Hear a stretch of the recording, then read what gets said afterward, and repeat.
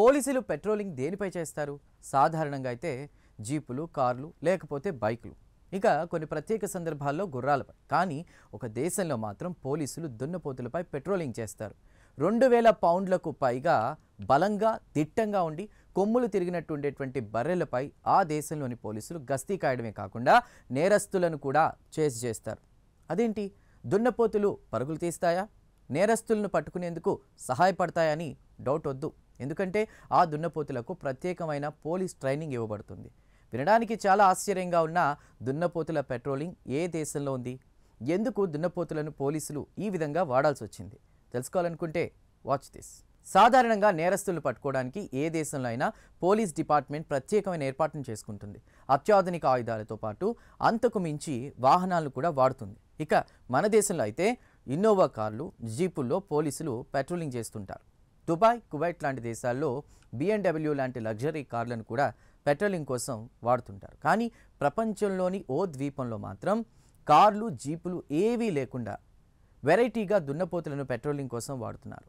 ఆ ద్వీపమే Brazil Amazon డెల్టాలోని మారజో ద్వీపం. ఇక్కడ సౌర్ అనేటువంటి చిన్న పట్టణం ఉంది. అయితే ఈ ప్రాంతం ఎక్కువగా అడవితో నిండి ఉంటుంది.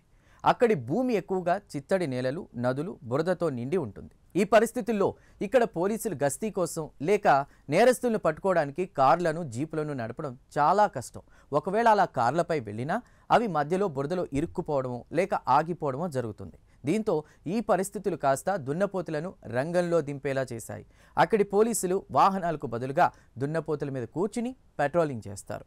ఇక పట్టణంలో ఎలాంటి నేరాలు జరగకుండా గస్తీ కాస్తారు. ఇక ఈ మారజో ద్వీపం చాలా పెద్దది. స్విట్జర్లాండ్ పరిణామంలో ఉంటుంది. కానీ అక్కడి నేలలు తడిగా ఉంటాయి. వర్షాకాలంలో పరిస్థితి మరింత బురదమయంగా మారుతుంది. రోడ్లు కూడా దారుణంగా తయారవుతాయి. కార్లు, గుర్రాలు కూడా ఆ రోడ్ల మీద నడవాలంటే ఇబ్బంది పడతాయి. ఇక్కడ పరిస్థితులను తట్టుకుని నడిచేందుకు నీటి దున్నపోతులు మాత్రమే సరిపోతాయి. బలంగా ఉండే ఈ దున్నపోతులు బురద, గుంటలు, నీళ్లు ఏది ఉన్నా నడుచుకుంటూ ముందుకు సాగుతాయి. ఈ ప్రాంతంలో మనుషుల కంటే దున్నపోతులే ఎక్కువ. ఇక ఈ ద్వీపంలో సుమారు 5 లక్షల దున్నపోతులున్నాయి. ఇవి రైతులకు వ్యవసాయం చేయడంలో ఉపయోగపడడంతో పాటు సరుకులను రవాణా చేయడానికి కూడా సహకరిస్తాయి.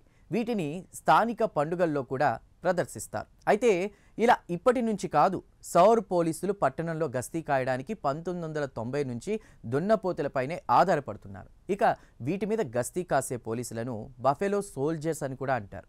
ఈ దున్నపోతులు మిగతా దున్నపోతుల కంటే చాలా స్ట్రాంగ్గా, హెల్దీగా ఉంటాయి. ఒక్కో దున్నపోతు 2000 పౌండ్ల వరకు బరువు ఉంటుంది. గస్తీ అప్పుడు అవి బెదిరిపోకుండా ఉండడానికి వాటికి స్పెషల్ ట్రైనింగ్ ఇవ్వబడుతుంది. పోలీస్ స్టేషన్లలో దున్నపోతులు ఉండేందుకు ప్రత్యేక స్థలం కూడా ఉండి వాటికి లగ్జరీ సౌకర్యాలు కూడా కల్పిస్తారు.